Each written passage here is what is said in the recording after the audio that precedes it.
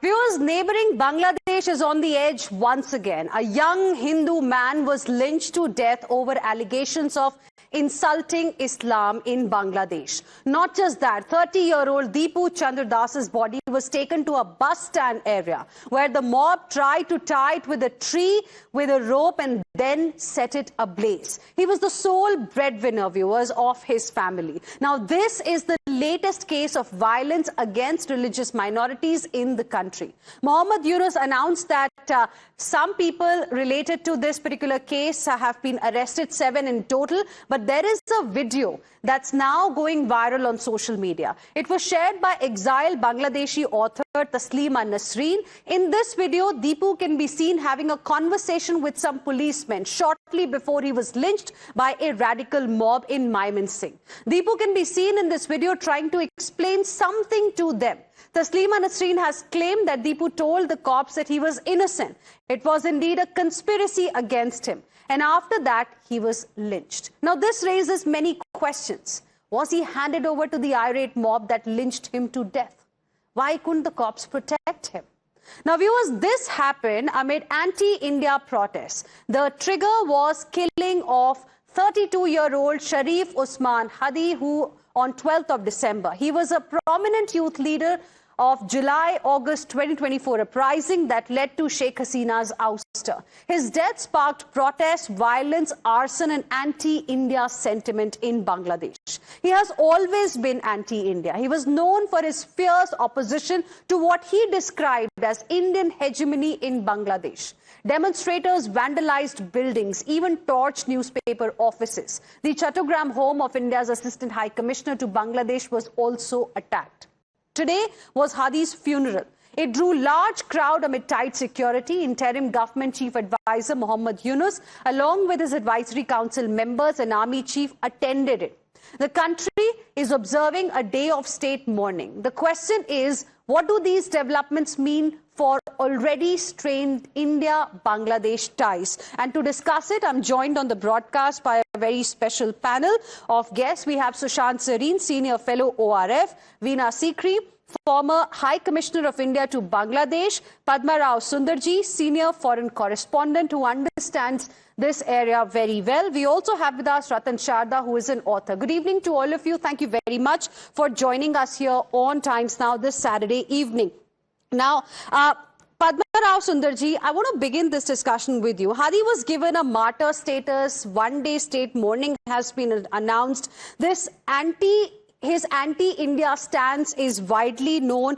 What does it really, what does it do to Indo-Bangladesh ties that are already strained? What does it really mean for India-Bangladesh ties? Good evening to all my fellow panelists. Thank you for having me on your show, Hina. At the outset, I'd like to say, as a person whose own army families, in fact, 2 of them invested a lot in the liberation of Bangladesh from Pakistan, way back in 1971 when I was about 10 or 11 years old. As someone in an era of scarcities, even then in India, we had contributed, collected, donated, and we ultimately fought their battle for them. India lost about 400 Jawans and more than 10,000 were seriously injured. So yes, I'm really disappointed and angry at the India hate that is, erupted in Bangladesh, or seemingly erupted, and also horrified by the recent lynching of that poor Hindu man. See, this is a generation in Bangladesh, unfortunately, that neither knows nor particularly cares about the fact that if it were not for India, there would be no Bangladesh. And they would have still remained downtrodden under, Pakistani Punjabis and Sindhis. Now, that is a period that seems to be returning in Bangladesh. So, I do feel that having, seen, I think that there's some kind of, this generation has seen affluence under Sheikh Hasina. They've experienced the accolades received by Bangladesh for turning around its economy and all that, So I think they have simply just joined the growing global bandwagon of India bashers. And wherever you have India bashing, it's ideal breeding ground for Pakistan, among other states that are inimical to India. So I think that, and also, of course, the fact that Sheikh Hasina is in India, That's only fueled, added fuel to this fire. So like all other Indians, I can't accept these allegations, that against India particularly for that and multiple other reasons. One, we have enough on our platter already. Two, with our own elections, Bengal elections in mind, any kind of unrest in Bangladesh and it's spilling over our borders into our northeast would not be exactly what we want. So I think India would actually want to see elections being held there with or without the Awami League. But this kind of unrest is certainly not what India would want. Okay. But it's happening, Ratan Sharda. Hindus continue to be targeted, and these are not Hindus from India. These are Bangladeshis. Bangladeshis are being killed brutally just because they belong to a different culture. They, follow a different religion. And you have radicals running amok under Muhammad Yunus's nose. See, first of all, Muhammad Yunus not actually has any power. He's just a puppet person sitting there at the behest of either the army or the ISI. Secondly, he is not the lone person who has presided over the persecution and genocide of Bangladeshi Hindus. Right from 47, 48, then you had this 71 war when the biggest price paid of the Hindus. Some say 3 lakhs, some say 3 million Hindus were killed. Thousands of women were raped.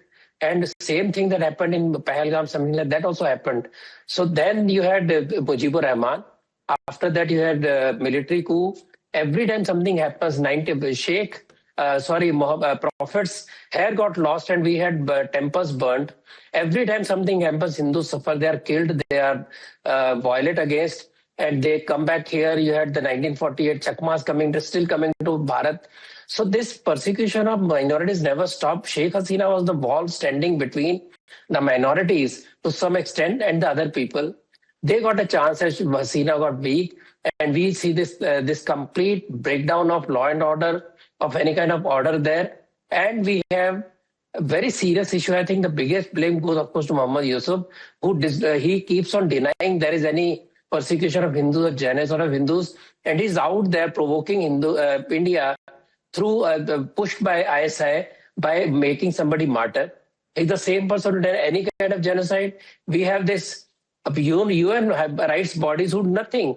They cry about Palestine, our own progressive cry about Palestine, but they don't look next door where the minorities are being persecuted, killed, Bangladesh as well as Pakistan. And then we have our own government. For some reason, I think they are waiting for some diplomatic breakthrough. I don't know that will happen. But it is our duty to protect those people who are left behind during the partition. Whether hive of a person like that, a part of the land like they have done in Thailand, they have done in other places where the minorities get a separate land. I see nothing out of it. It's a dark tunnel, and I don't see any light at the end of the tunnel because entire UN is compromised, UNHRC is compromised, and Muhammad Yunus, of course, has no power. But this open dance of violence must stop. Whether the government of India is ready to face the international community, which is doing nothing about it, I think that is where the question lies today. Ms. Veena Sikri, the point really is that who will really stop this, dance of violence, what we are witnessing, complete anarchy on the streets? I mean, who will really stop it if you have people like Muhammad Yunus giving martyr status to somebody who was openly anti-India and the kind of statements that this leader has made in the past? And do you think if Hasina goes back to Bangladesh, this persecution of minorities, especially Hindus, is going to stop? Is there a direct connection there? I think the first thing is that the people who are today in Bangladesh, Muhammad Yunus, I agree, is just a mouthpiece. It's the Jamaat-e-Islami which is the real power, and they were backed by Pakistan and then, of course, by the Western power. The people who are in power today are the ones who lost in 1971. So they have come to power today in Bangladesh, and they're determined to keep it on.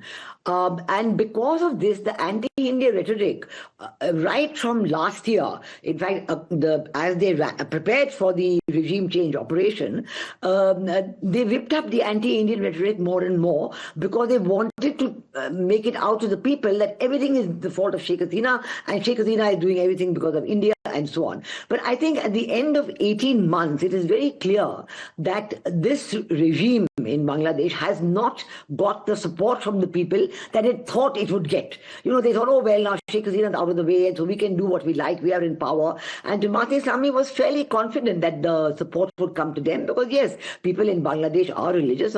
Everybody in South Asia is very religious.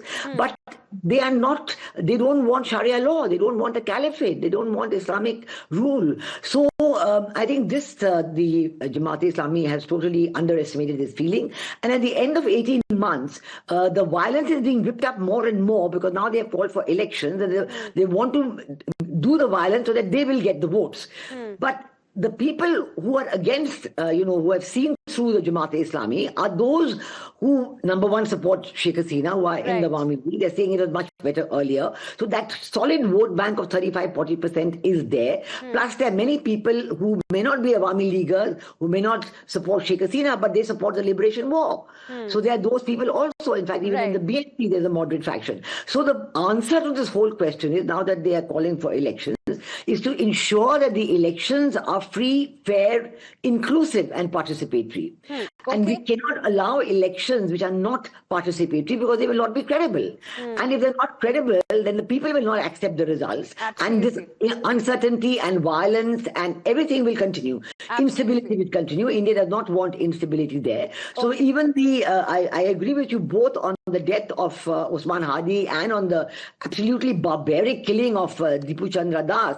You know, it's like a medieval play, you know, I mean, it's not real that it's happening in the 21st century. And even, I think Taslima Nasreen has been very brave in putting out all this information that actually the police may have handed him back just for the killing, which is absolutely terrible. But they're doing, Mohammed Yunus is in complete denial. Whenever this it also exposes the police inaction there. I mean, you know, it raises several questions. Stay on with us. Let me go across to Mr. Sushant Sareen as well. Amidst all of this, what should India really do? And aren't these fanatics also creating a negative sentiment against crores of Bangladeshis who are here in India?